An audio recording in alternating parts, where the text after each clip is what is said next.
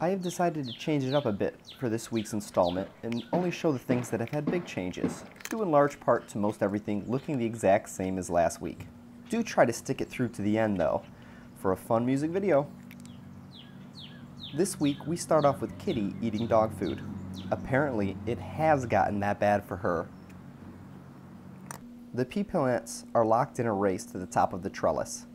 This reminds me of the water pistol games at carnivals where you try to make your cowboy go faster than all the other cowboys by shooting the gun. The red onion plants, which were started from sets, seem to be doing much better than the yellow ones, which were started from seeds, the latter of which resemble more of a straggly grass at this point. The red lettuce is finally bushing outward. Hopefully it can take off more before the heat of summer bears down and shuts down production. In retrospect, I should have started my planning in February.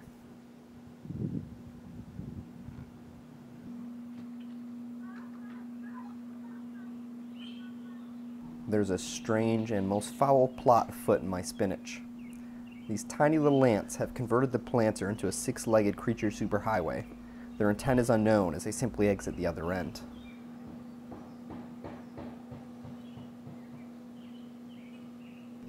I assume the radishes will be ready for picking sometime near. They're only supposed to be 21 days from planting to harvest. Beats me how to know when they actually are good to go. The leaves have developed similar holes as the broccoli leaves have. I don't know what is causing this, but I'm starting to suspect that that little bug is involved.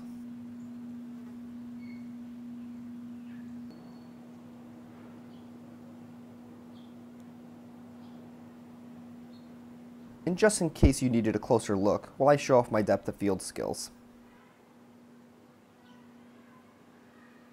This is the underside of a summer squash leaf. I noticed some discolored spots and some little bugs, so I thought I'd catch them on film to document it. The entire backyard has been blanketed with these long copper-colored things, a gift from the trees perhaps. I don't know if they are seeds and therefore should have their existence parted from the world, or some other harmless thing. I think I made the location decision for my garden in the wrong time of the year when the leaves were already gone.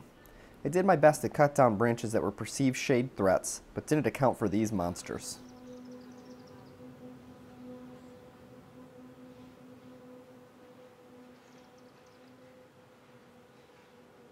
These are snapshots of the sun hitting the garden at 3-hour intervals throughout the day. It gets direct morning sun, but not much else.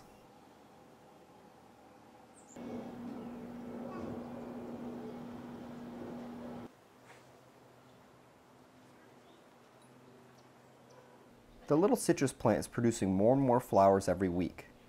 We're up to 7 now. A few have opened up, but they aren't as aromatic as some have implied.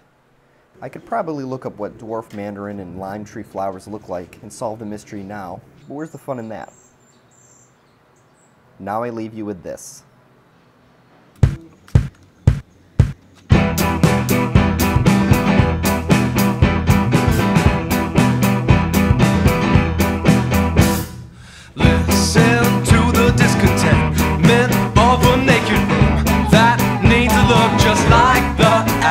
And she feels so lonely when she's surrounded by her friends, and she wonders if she even really likes them.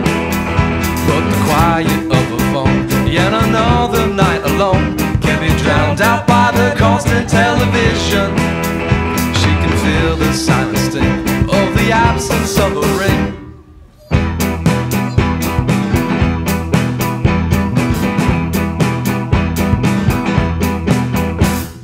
Evenings filled with endless cleanings help the lack of feeling, something there to fill the time. Maybe she can brush away all the things she's come to hate about herself in the rooms filled with other people.